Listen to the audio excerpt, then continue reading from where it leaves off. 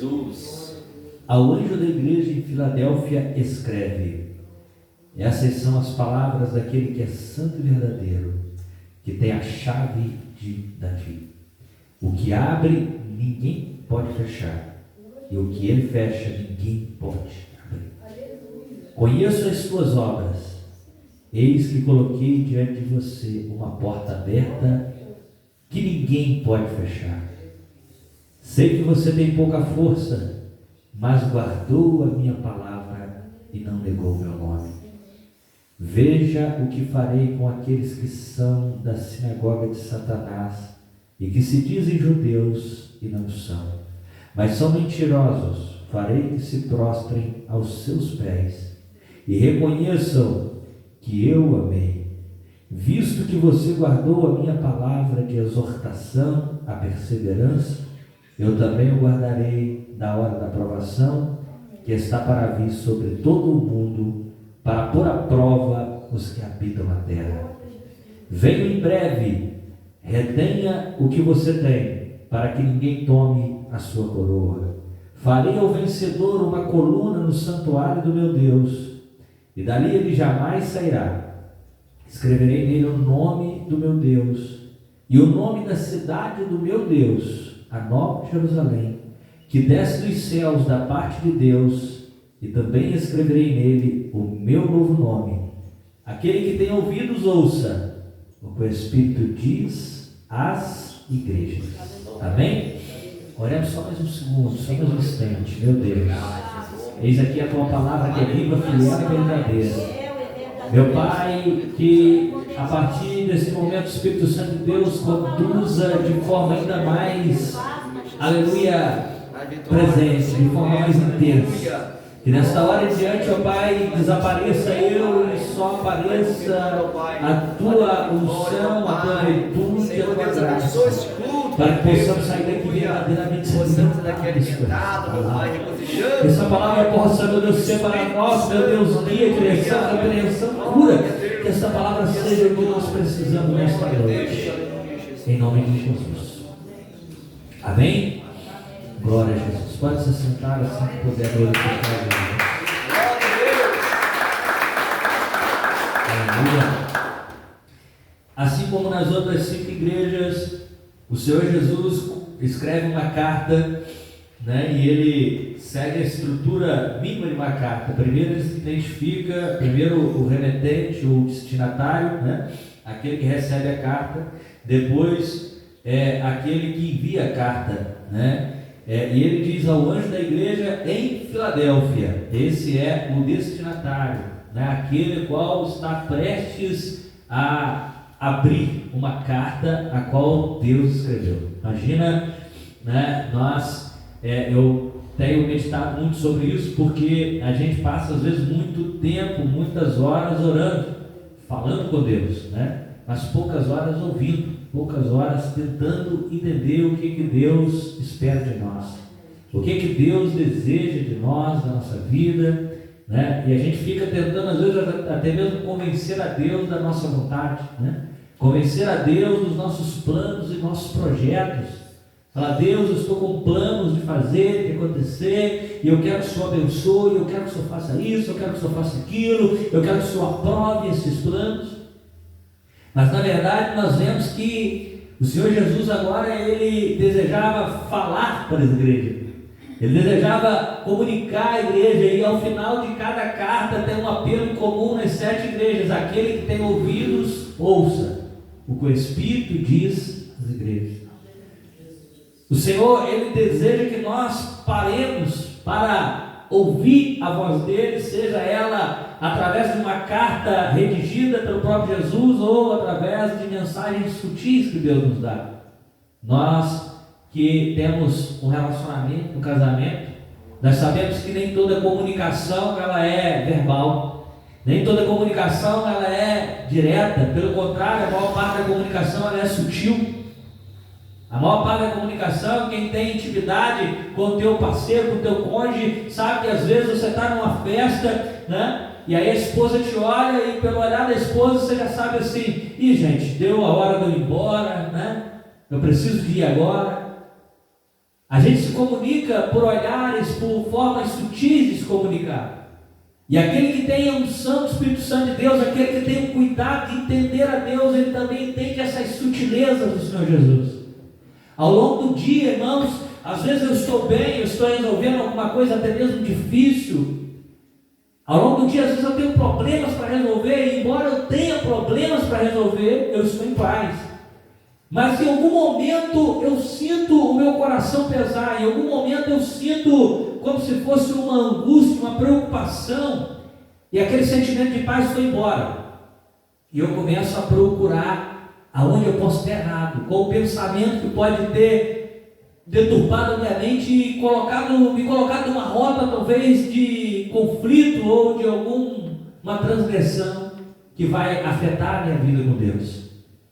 Então, de forma sutil, o Espírito Santo em todo momento está se comunicando com a gente. Às vezes nem de forma tão sutil, às vezes de forma clara, de forma explícita. Mas vejam que nós estamos falando de uma forma mais clara do que isso, é muito difícil. Porque quando alguém fala alguma coisa e a gente repetidamente não entende, o que é comum falar? Você quer que eu escreva para você entender?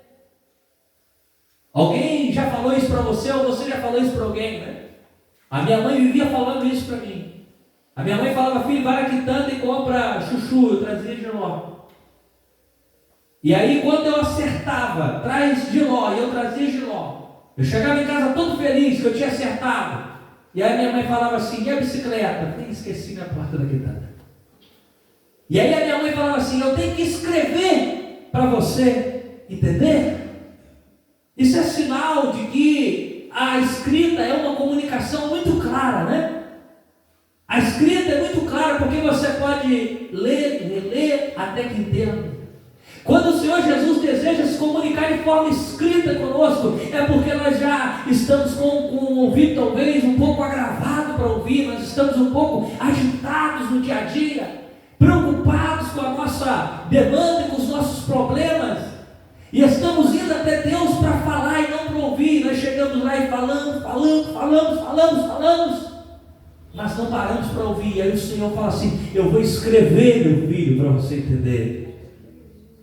Mas nós sabemos que Deus tem várias maneiras de se comunicar. Ele fala por sonho, Ele fala pelas sutilidades da vida, Ele fala pelos sinais dos tempos, Ele fala pela sua palavra, que é a forma escrita de Deus falar. E esta noite Ele está aqui para falar conosco.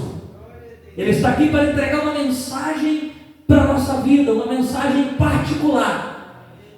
E Ele diz: aquele que tem ouvidos para ouvir, ouça o que o Espírito diz às igrejas. Glória a Jesus. As igrejas.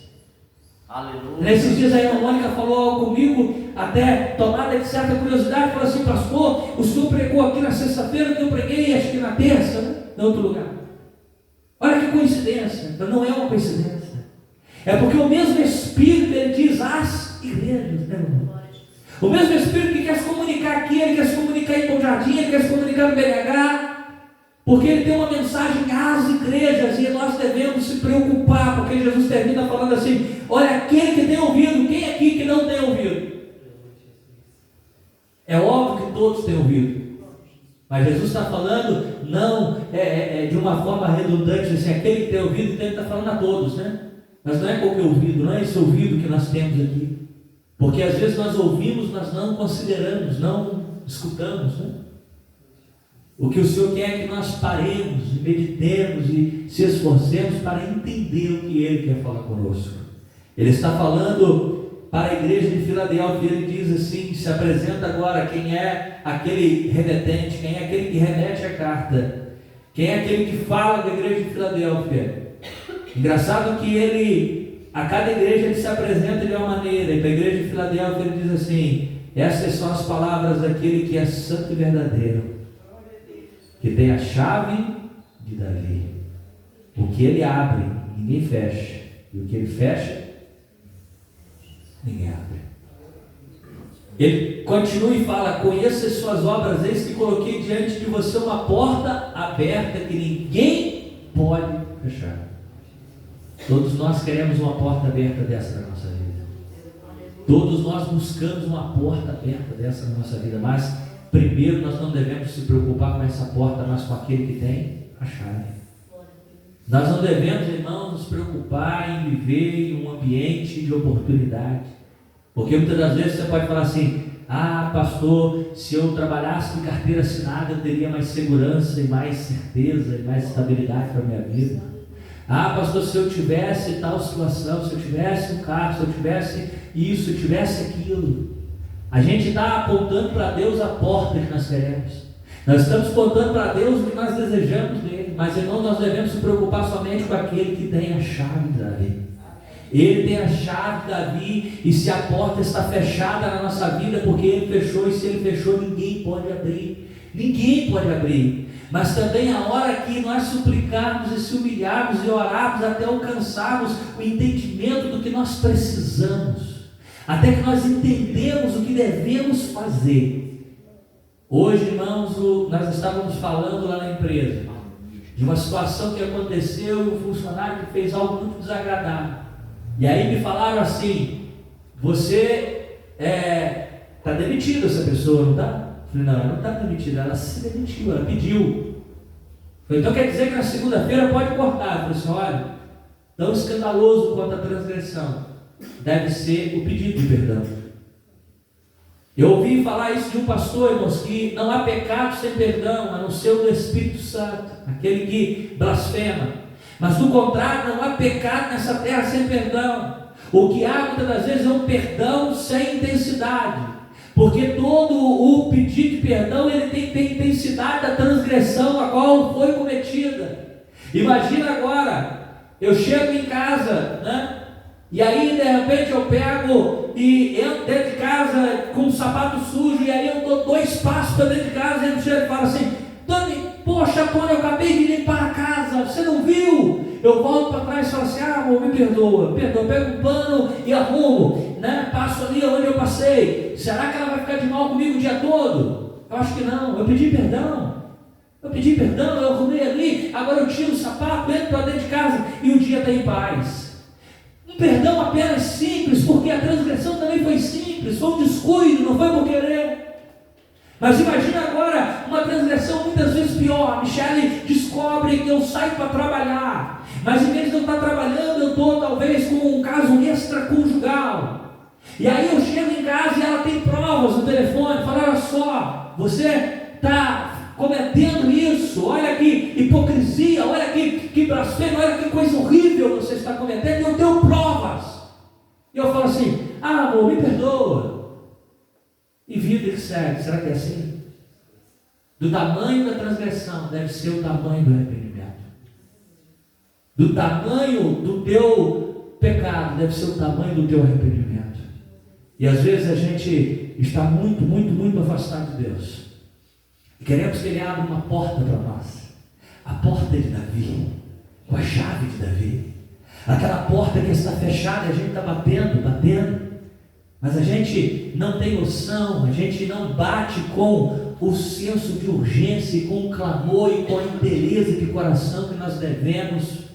Nós buscamos aquela porta, irmãos, nós sabemos que nós estamos falando daquele que tem todo o poder. Aquele que tem todo o poder. Engraçado que eu vi um relato ontem de uma pessoa que estava numa sala, e o outro que estava do lado de fora aguardando para ter uma reunião com essa pessoa, e pedir a ela um favor. E aí a pessoa que estava do lado de fora se irritou porque esperou demais e foi embora. E eu falei assim: mas que estranho, né? Ela que precisava do favor, e aquele outro falou assim: puxa vida, por que ela foi? Eu ajudaria ela. Quantas vezes a gente fica na fila, na porta da graça, orando, buscando a Deus, e aí quando falta pouco para ser abençoado, nós perdemos a paciência e saímos da sala de espera. A Bíblia diz que aquele que orar perseverando e não desfalecendo, o Senhor o ouvirá. Glória a Jesus. A gente tem níveis de oração. Mateus 7 diz que aquele que pede, recebe. Tinha uma irmã que ela tinha uma lista de transmissão, e ela mandava um áudio genérico: irmão que está recebendo meu áudio, eu estou passando necessidade, eu preciso que você me ajude, segue meu Pix. Ela mandava para mais de 300 pessoas. pedir, pode pedir até em quem não nos conhece. Quantas vezes você já passou na rua e viu um mendigo que nunca te viu na vida, e ele olha para você e pede? Pedir algo que não exige tanta intimidade, tanta proximidade. Mas a Bíblia diz que aquele que pede, recebe; aquele que busca, encontra. Buscar já envolve sair da inércia. Buscar já é sair do lugar, se mexer. Mas tem um terceiro nível de intimidade que a Bíblia diz que é aquele que bate, a porta se abre. Imagina eu bater a porta do irmão João Carlos para pedir algo. É sinal que eu tenho intimidade para isso, né? Ninguém vai bater a porta da minha casa se ele não me conhece. Ninguém vai bater a porta da minha casa se ele já não construiu uma relação comigo de amizade, proximidade mínima, para ele bater a porta da minha casa e eu falar assim: quem é que está aí do outro lado? É a irmã Noemi? É a irmã Nelly? Claro, sim, eu conheço. O que eu quero dizer é que nós devemos bater até que a porta se abra. Que porta é essa? A porta que Jesus vai abrir com a chave de Davi para a nossa vida. Porque nós não devemos, irmão, nós estamos vendo a porta, nós lidamos com a porta, mas nós sabemos que ela só vai abrir se aquele que tem a chave de Davi descer e botar as mãos sobre ela.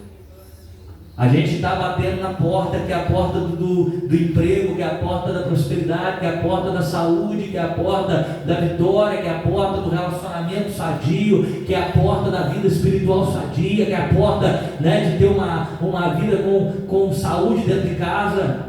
Mas essa porta só vai abrir se aquele que tem a chave de Davi descer e abrir essa porta. E se ela abrir, ninguém pode fechar. Porque quem abriu foi o Senhor Jesus, aquele que tem todo o poder. Todo o poder. Eu tenho passado por situações na minha vida que a gente fica procurando assim: quem é que pode me ajudar com esse problema? Qual é a pessoa que pode me ajudar com esse problema? E, irmãos, eu confesso que eu tenho vivido umas 2 semanas procurando quem é que pode abrir certas portas para mim. E eu hoje passei o dia sabendo que eu ia pregar a igreja de Filadélfia, uma angústia muito grande, uma luta, uma dificuldade, e eu não parei para meditar na Bíblia. Eu não parei para meditar na palavra de Deus que eu pregaria aqui esta noite. Mas quando eu entrei ali, que eu fui ler a mensagem, que eu fui entender o que Deus estava falando, eu vi quanto eu tenho perdido tempo ao longo de 2 semanas procurando alguém para abrir uma porta para mim. Aleluia. Procurando alguém que tenha a chave na mão de certas portas. Eu não quero, irmãos, mais que nenhuma porta se abra para mim, senão a porta que Deus vai abrir com a chave de Davi. A porta que só Deus pode abrir para nós. Aleluia. Então, de tudo que nós devemos fazer, como tinha Marta e Maria, a Bíblia diz que, Deus abençoe, que havia 2 irmãs, e uma estava querendo receber Jesus da melhor maneira possível. Ela estava errada de maneira nenhuma. Marta era uma pessoa hospitaleira, era aquela pessoa que você gostaria de ir para a casa dela. Ela corria para cá e corria para lá, acendia um fogão e mexia numa coisa e ia lá. Imagina aquela época, a dificuldade que era se você fosse fazer um frango. Tinha que matar ele, tinha que botar água para ferver para tirar as penas. E depois você tinha que cozinhar por um longo tempo. Se fosse um cordeiro, tinha que degolar, matar, tirar todo o sangue, e tirar a pele, e destrinchar, e assar. Olha a dificuldade que era para preparar o almoço. Aqui quem que lembra da época que para fazer angu começava a fazer de manhã e terminava meio-dia, né? O irmão João Carlos só lembra da época, ele não era da época. Mas era o dia todo batendo angu. Para fazer uma panela de angu um dia. Imagina na época de Jesus. Preparar o almoço não era assim, né? Liga lá pro mercado do fulano, pro mercado do Abraão, pede ele para trazer um frango assado para cá, uma Coca-Cola, batata palha, farofa pronta. Enquanto isso eu boto arroz aqui na panela e faço um arroz. E pronto, arroz, frango, batata palha e coca, já está pronto para receber Jesus. Não, e essa mulher para resolver as coisas não tinha um telefone celular, e ela corre para cá e corre para lá. E a outra irmã era a que nós chamaríamos da preguiçosa. era aquela que eu me irritaria com ela. Eu não me vejo como Maria, eu me vejo como Marta. Corre para cá e corre para lá, e Maria assim, sentada aos pés de Jesus. Conte mais, Jesus. Como é que foi chegar em Gadara? Ah, minha filha, cheguei em Gadara. Foi muito bom, embora foi muito difícil. Começou, minha filha, a dificuldade no mar, quando veio a tempestade, porque aquela legião que esperava, possuindo aquele jovem, ela já começou a desafiar no caminho, mas ela perdeu a batalha também antes de eu pisar naquela terra, porque eu repreendi ali a tempestade, e quando eu chego lá, eu liberto aquele homem de 2.000 demônios, os porcos que aqueles demônios possuíram se precipitam no mar. Precisava de ver que isso era terrível, filha. E ela meditando, e ela usufruindo de cada palavra, e a irmã passa para lá e para cá, esperando assim, se ela olhar para mim, eu vou falar com ela, né? E ela não olhava, fitava os olhos em Jesus de uma maneira tão atenta. E Marta ficava na porta assim, estava ela ali, prestando atenção em cada palavra. Aleluia. E aí Marta falou assim: Jesus, perdão, Jesus, Maria está te incomodando aí, né? Jesus, eu vou pegar ela aqui para ela me ajudar. Não para não, tá? Maria, vem cá, você é chata. Aí Jesus falou assim: Marta, muita coisa é necessária. Tem muita coisa necessária. Mas Maria, Marta, ela escolheu a melhor parte. Maria está preocupada com aquele que tem a chave de Davi. A porta que ele abre, ninguém fecha. A porta que ele fecha, ninguém abre. Quantas coisas competiram com o teu coração esta semana? Quantas preocupações, quantas angústias, quantos medos, ansiedades. Mas nós devemos focar em buscar aquele que tem a chave de Davi. Aquele que, se ele abrir uma porta, ninguém pode fechar. Ninguém. Irmãos, eu confesso que eu fico até um pouco perplexo quando eu vejo algum cristão, algum homem, mulher de Deus preocupado com inveja. Pastor, é muito difícil as coisas, não é, pastor? A gente não pode fazer nada que as pessoas ficam com inveja. Eu vou te falar uma inveja que faz muito mal para o crente, a inveja que ele sente. Se você sentir inveja de alguém, essa inveja vai te fazer um mal muito grande. Agora, a inveja que os outros sentem de você não pode nada contra a sua vida, porque se Deus abriu uma porta na tua vida, se Deus te deu um emprego, se Deus te deu um carro, alguma coisa, ninguém pode tirar. Quem te deu é aquele que tem a chave de Davi. Então não se preocupe, não se apavore e não fale: pastor, estou com inveja, pastor, estou lutando contra a minha vida. Sempre vão ter inveja, sempre vão questionar, sempre vão falar, mas quem está na tua vida é aquele que tem a chave de Davi. Aleluia. Se ele abrir uma porta, ninguém fecha. Se ele também fechar uma porta, ninguém abre. Então basta uma preocupação, a preocupação de Maria. Está aos pés daquele que tem a chave de Davi. Aleluia. Orar, buscar, desfrutar da comunhão com Ele, para que Ele possa, aleluia, sim, Ele possa abençoar a sua vida. Ele possa ser aquele que lhe conduz por pastos verdejantes, aonde refrigera a sua alma, ou então pelo vale da sombra da morte. Não importa onde Ele passar, o que importa é que Ele está nos conduzindo. Nós vamos precisar de Jesus para tudo. Para tudo. Eu estava orando semana passada, e eu orando, e eu falava: Senhor, eu preciso do Senhor para vencer ou para perder. Porque se você venceu, se Deus abriu a porta que Ele prometeu, se Deus te deu aquilo que Ele prometeu, você precisa dele para continuar, para poder desfrutar, para poder tomar posse sem se corromper, sem se perder e sem fazer com que a bênção seja uma maldição. E se Ele não fizer, você precisa dele para ter graça para suportar a luta. Você precisa dele para ter graça, para entender o processo e para compreender o que Deus está falando, e então poder se redirecionar e se reconfigurar e seguir por uma nova rota e pedir força para se levantar e tentar de novo. Então, de toda maneira, nós precisamos de ter um foco, que é olhar para aquele que tem a chave de Davi.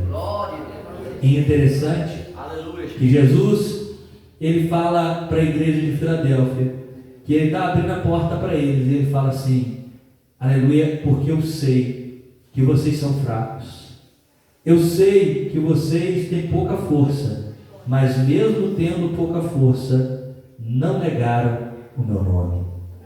Eu falo isso de vez em quando, falei isso essa semana por 2 vezes, com 2 pessoas diferentes, que o Senhor, Ele diz assim: sede santos, porque eu sou santo.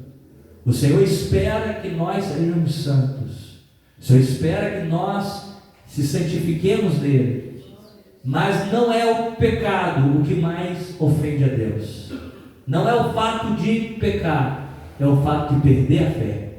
Porque a Bíblia diz que mesmo que nós venhamos a pecar, mesmo que nós venhamos ser infiéis, Ele permanece fiel para conosco. O Senhor, Ele não muda, o Senhor, Ele não perde o seu poder quando nós pecamos. O pecado que nós cometemos, ele faz um mal a nós, à nossa vida, ao teu trabalho, à tua vida conjugal. Ele faz um mal a todas as esferas do teu ser, talvez mais a uma área do que a outra. Tem pecado que vai afetar mais o casamento, tem pecado que vai afetar mais o trabalho, tem pecado que afeta a família. O pecado, ele está a todo momento nos fazendo mal, mas nenhum desses pecados pode enfraquecer a Deus, pode roubá-lo o seu poder, pode fazer com que ele se diminua. Embora os nossos pecados põem nós distante de Deus, mas não que Deus está fraco, é porque nós se afastamos dele, para parar de buscar, como Adão quando ele pecou. Qual foi o maior pecado de Adão? Além de pecar, ele fugiu de Deus. E o interessante é que Deus, sendo onisciente, ele sabe de tudo, e ele mesmo sabendo que Adão pecou, ele vai para o jardim no mesmo horário que ele ia todo dia, e ele procura Adão. Deus estava lá, quem não estava era Adão. O nosso pecado, ele às vezes ele comete pior do que transgredir, roubar e nos manchar a nossa vestidura. Pior do que isso, é ele roubar a nossa fé. Porque quando nós pecamos, nós começamos a duvidar de que Deus vai continuar sendo o provedor da nossa vida. Por 40 anos no deserto, o povo pecou ou não pecou? Qual foi o momento em que o povo parou de pecar? O povo murmurava, o povo questionava, o povo em todo momento. Em algum momento, o maná deixou de cair. Em algum momento, deixou de sair água da rocha. Em algum momento, Deus desamparou eles. Todo momento, Deus continuou sendo Deus. E qual foi o momento em que Deus mais se entristeceu com eles? Foi quando eles, na beira do rio Jordão, eles olham para o outro lado, veem gigantes, eles falam: nós não podemos tomar posse dessa terra, porque nós somos gafanhotos aos olhos desse gigante. Eles não tiveram fé. Embora Josué e Caleb falavam assim: nós vamos, Deus falou que nos dará a terra que manda leite e mel, e não importa se há gigante, Deus nos dará vitória. Mas a falta de fé deles fez com que Deus se entristecesse e falou: porque ficou 40 dias na terra, vão ficar agora 40 anos no deserto. Transformaram dias em anos, porque pecaram. O pecado foi um dos motivadores. Mas qual foi o ponto que fez Deus fazer eles transformar um dia de rebeldia em um ano de reprovação? A falta de fé. Nós não podemos perder a fé nesse Deus. Nós não podemos parar de crer nele. A santidade, como que ela te ajuda? A santidade te ajuda a crer, a santidade te ajuda a estar perto de Deus, a conhecer o caráter de Deus. Mas ainda que nós venhamos a falhar, ainda que nós venhamos a pecar, ainda que nós falamos assim: olha, eu vou jejuar, pastor, eu vou jejuar por essa causa, eu vou jejuar por essa situação. Aí tu acorda de manhã e entregou o jejum às 9 da manhã, mas queria entregar às 11. Poxa vida, agora Deus não fará mais. Agora Deus não vai mais dar a vitória que nós precisamos. Ainda que nós venhamos errar, nós não podemos perder a fé, nós não podemos se afastar daquele que é o único que tem poder para perdoar, para mudar a nossa vida, para tirar a gente daquele poço que nós entramos por conta do próprio pecado. A gente às vezes vai se afastando de Deus, porque o que é a falta de fé?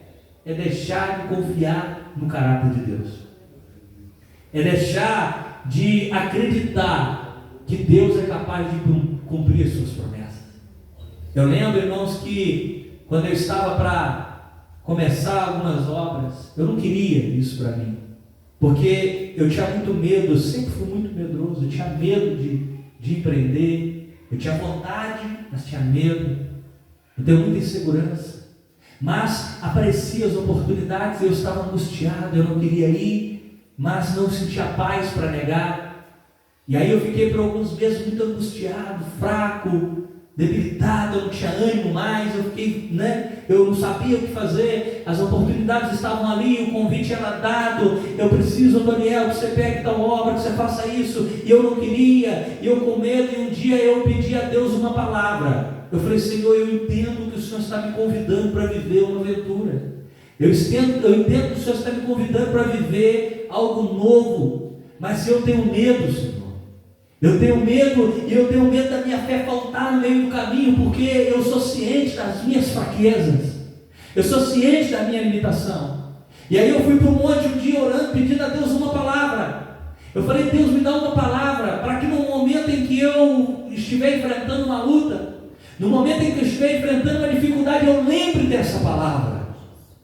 E eu fui para o monte, comecei a orar, e Deus usou o irmão Gilberto Coimbra e me deu essa palavra. E eu lembro dessa palavra todos os dias da minha vida, desde aquele dia que eu ouvi ela. Essa palavra é como se fosse uma âncora que me faz crer. Essa palavra é como se fosse algo que me tira daquele desespero, daquela angústia. Porque eu sei que na mão daquele que tem a chave de Davi, aleluia, essa mão há de abrir as portas diante de nós e nos dar a vitória. Essa mão há de nos ajudar. E a Bíblia diz para a igreja de Filadélfia, porque vocês têm pouca força, mas mesmo sendo fraco, não negaste o meu nome. Irmãos, é o que eu estou falando. O irmão João Carlos me fala que a carne é fraca, mas o pecado também não é vitamina. Falar que a carne é fraca não é desculpa para o pecado. Nós sabemos que a carne é fraca, nós sabemos que nós somos fracos, mas nós não podemos usar isso para pecar, porque a Bíblia diz que mesmo uma igreja fraca, ela não negou o nome do Senhor. Aleluia, gente. É melhor, como dizia o Delfino, ser fraco na igreja do que ser forte no mundo. Eu falei aqui uns dias que às vezes nós vemos pessoas, e eu mesmo já falei isso, porque a gente às vezes repete o que escuta sem nem mesmo discernir o que está escutando. E eu falei, o dia que eu for para a igreja, eu vou ser um crente fiel, diferente. O dia que eu for para a igreja é para ser um crente melhor do que a maioria, porque se for para ser mais ou menos, eu fico no mundo. É melhor vir para a igreja fraco mesmo, é melhor vir para a igreja capenga. Se pecou, não faz igual Adão, foge de Deus, não. Foge para Deus e vem para cá. Só não se esconde do pecado, só não se esconde, seja um hipócrita, mas venha, se humilha, confessa e fica aqui pedindo oportunidade, pedindo força. Uma hora Deus vai abrir a porta que ninguém fecha diante de você, porque mesmo fraco, você não parou. Mesmo fraco, aleluia.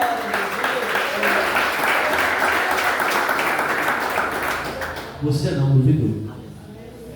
Essa igreja fraca, ela viu abrir diante dela uma porta, aleluia, que ninguém pôde fechar. Imagina, irmãos, o mundo é mau, né? Como nós estávamos dizendo aqui, a inveja. Eu não estou negando que não é inveja, pastor, estou falando que ninguém sente inveja de gente inocente. Claro que sente. As pessoas vão ver você ser abençoado e adquirir as coisas, vão sentir inveja. Mas o que eu quero dizer é que a porta que Deus abriu, por mais que tentem, não vão fechar. Quando os outros tentar sabotar a sua vida, não vão conseguir, porque Deus não vai deixar. O Senhor, irmãos, é aquele que nos conduz, aleluia, por caminhos que às vezes os outros duvidam. O Senhor, imagina agora Daniel. Vamos falar de inveja, vamos falar de Daniel. Daniel foi afetado pela inveja. Depende do cristão que estiver analisando essa mensagem, ele vai dizer que sim, eu vou dizer que não, porque Daniel era um dos príncipes do rei Artaxerxes, e ele queria, de 127 príncipes, ele queria colocar Daniel sobre todos eles, o principal. E aí homens malignos invejando ele, falaram, não vão deixar, não vão procurar alguma coisa de errado nele. Procuraram e não encontraram. E aí armaram aquela conspiração que vocês já sabem. Fizeram uma lei que quem orasse no espaço de 30 dias iria para a cova dos leões. Adivinha? Daniel sabia que era melhor enfrentar os leões do que ficar 30 dias sem orar. Olha o estratagema do inimigo. O diabo falou assim: vem sim, porque se ele ficar 30 dias sem orar, ele fica fraco, ele fica afastado de Deus. Eu vou lá e derroto ele. Se ele orar, eu jogo ele na cova dos leões e ele morre. O que ele fez? Ele orou. Foram jogar ele na cova dos leões. Os leões não comeram, os leões jejuaram aquela noite. E aí no dia seguinte o rei tira ele e joga agora os que foram e armaram contra ele. E a Bíblia diz que antes deles caírem na cova, os leões voaram lá e devoraram todos. E naquele dia não só Daniel alcançou o cargo que o rei pretendia dar, como também foi decretado que a partir daquele dia o Deus que haveria de ser cultuado em todo aquele reino era o Deus de Daniel. Então Deus tem caminhos que Ele vai passar pela gente tortuosos. Tem caminhos que Ele vai nos conduzir que nós não esperávamos passar por ali. Fala, Senhor, meu Deus, o Senhor falou lá na igreja que o Senhor ia me abençoar. E olha só, no dia seguinte eu fui demitido do trabalho. No dia seguinte, o meu patrão me chamou e falou que a crise estava muito ruim e me demitiu, Senhor. Mas o Senhor falou que ia me abençoar, aleluia. Glória a Deus. Se o Senhor falou, irmãos, Ele tem na mão a chave de Davi e Ele tem poder para abrir porta onde não há porta. Ele tem poder para nos abençoar. Glória a Deus. Nós precisamos de olhar para Ele. Diz a Bíblia em Isaías capítulo 12: olhais para mim, sereis salvos todos os confins da terra. Amém? Vamos olhar para Jesus com firmeza. E mesmo tendo pouca força, não pode negar o nome do Senhor Jesus. Porque guardado na provação, aleluia, eu também os guardarei. O Senhor fará de nós, irmãos, coluna no templo do seu Deus. Sabe por quê? Ele está falando que nós vamos se tornar, aleluia, eternamente moradores da glória. E termina: quem tem ouvidos, ouça o que o Espírito diz às igrejas. O sucesso do cristão consiste em ouvir a voz de Deus. A voz de Deus, irmãos, ela se manifesta ora de um jeito, ora de outro. A voz de Deus pode se manifestar através de uma tempestade, como se manifestou naquele barquinho que ia para Tarsis. O barco ia para Tarsis e a tempestade soprava. E o dono do barco já não sabia mais o que fazer, jogava coisa no mar, para lá e para cá, e a tempestade não parava. E ele, já experiente, acostumado com aquele trajeto, falou: gente, eu nunca vi uma tempestade dessa. O que está causando essa tempestade, sem dúvida, é algo sobrenatural. E começaram agora a procurar, chamaram todos e falaram assim: quem aqui pecou contra o seu Deus? Porque seu Deus, havia ali cananeus, salteus, fariseus e jebuseus e um monte de eus. E ali tinha uns que o Deus dele era do monte, outro Deus dele era da fertilidade, outro Deus era do mar, Poseidon, outro Deus da terra, outro Deus do rio. Aí apareceu um e falou assim: o meu Deus é Deus dos céus e da terra, é o Deus Todo-Poderoso, e é Ele que mandou a tempestade, porque eu estou fugindo dele. Tentaram ainda poupar a vida de Jonas, mas a Bíblia diz que viram que o barco ia a pique. Falaram: não tem como, Jonas, nós gostamos de você, mas olha, não tem como. Pegaram Jonas e jogaram no mar. A Bíblia diz que no mesmo instante houve bonança. Eles se apavoraram e falaram: rapaz, o que esse homem fez contra Deus? Aí veio uma baleia e engole Jonas. Imagina eles olhando: rapaz, o Deus dos céus e da terra é um Deus bravo. Mas aquela baleia não estava ali para ferir Jonas, estava ali para levar ele para onde ele devia estar. Deus fala conosco através da tempestade. Um dia um profeta se escondeu na caverna. Veio um vento forte na caverna. Ele se enrolou em seu manto, foi ver. A Bíblia diz que ele viu que não era Deus. Veio um fogo muito forte. Ele foi lá na porta da caverna para ver, ele viu que não era Deus. Veio um terremoto, ele foi lá para ver, não era Deus. Aí veio um silício suave, uma brisa. Ele foi lá e Deus estava na porta da caverna para falar com ele. Deus pode se manifestar de N maneiras na nossa vida. Deus pode te trazer aqui para falar com você através do louvor. Deus pode te trazer aqui para falar com você através das crianças. Deus pode te trazer aqui e falar com você na hora que você sair ali na porta, o mendigo vai passar. Um dia angustiado, eu tinha 22 anos e eu trabalhava numa obra e eu estava muito angustiado. Eu trabalhava de noite, estava indo um pouco na igreja e aí eu falei: Deus, fala comigo hoje, eu preciso que o Senhor fala comigo. Eu insistia muito, porque algumas vezes eu pedi a Deus para fazer algo urgente assim, e sabe o que Deus fez? Nada. Algumas vezes eu estava angustiado, falei: Deus, se o Senhor não me deu uma resposta até meia-noite, Senhor, eu vou fazer algo. Sabe o que Deus fazia? Nada. Deus não se deixa ser pressionado por nós. Quantas vezes eu já desesperado, angustiado, querendo uma palavra, o que eu recebi? Silêncio. Mas naquele dia eu falei: Deus, hoje é diferente, eu preciso, fala comigo, pelo amor de Deus, Senhor. E eu estava ali insistindo, tipo assim: olha, eu preciso muito. Eu lembro que uma vez eu estava tomando antibiótico e eu peguei uma chuva, andando de bicicleta, eu tinha uns 12 anos, e eu falei: já sei, vou chegar em casa, vou levar uma coça da minha mãe, e ainda vai me levar lá em 2 barras para a Creuzinha me dar uma bezetacil. Eu falei: puxa vida, para que eu fui pegar chuva? E eu fui me martirizando. Puxa vida, meu Deus, eu sou um imbecil, eu sou um burro, eu mereço apanhar, eu não valo nada. E eu cheguei em casa e eu já desci da bicicleta chorando, joguei a bicicleta com raiva. Mãe, eu falei: vai eu lá levar mais uma coça. E eu cheguei e falei: mãe, eu não valo nada, eu sou um burro, eu peguei chuva, a senhora pode me bater. A minha mãe começou a rir e falou assim: você não tem jeito não, você é muito engraçado mesmo. Eu falei: vou fazer assim todas as vezes? Eu estava assim, desesperado. Falei: Jesus, fala comigo, pelo amor de Deus, fala, Jesus, fala, Senhor está vendo que eu estou desesperado, fala, Senhor, fala. Eu estou assim, irmãos, andando, eu devia estar andando igual um maluco pelo meio da obra. Eu imagino que eu devia estar andando e gesticulando e fazendo careta, porque eu estava muito envolvido naquilo que eu precisava ouvir. Aí um rapaz que trabalhava com a gente, de vez em quando ele pedia para mim levar ele lá na casa da amante dele. Ele falava que era a casa da sobrinha, né? Mas era a casa da amante. O rapaz era todo atrapalhado. Como ele era encarregado da obra, o patrão falava: não, leva. Fazer o quê? Não estou compactuando. Deixava ele lá, daí uma hora ele me ligava assim: pode voltar. Eu voltava. Esse rapaz era todo atrapalhado. Era um senhor já, um senhor com um bigode bem espesso. E aí daqui a pouco eu sinto um tapa nas costas, mas com uma força. Que eu, por Deus do céu, que eu virei para trás com a mão fechada. Eu falei: quem é esse filho de Belial? Quem é esse fariseu que fez isso? E eu virei para trás e ele estava com o dedo assim apontado na minha cara, quase no meio dos meus olhos assim. Eu falei assim: você sabe o que você é? Você é abençoado. Você é um jovem abençoado. E ele falou isso as 3 vezes. Você é abençoado, jovem. E ele virou as costas.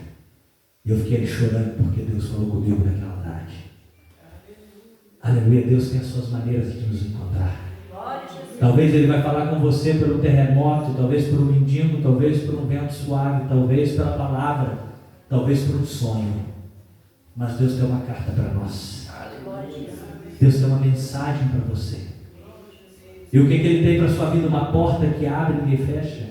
Talvez um recado para você lembrar onde caiu, voltar e praticar as primeiras obras.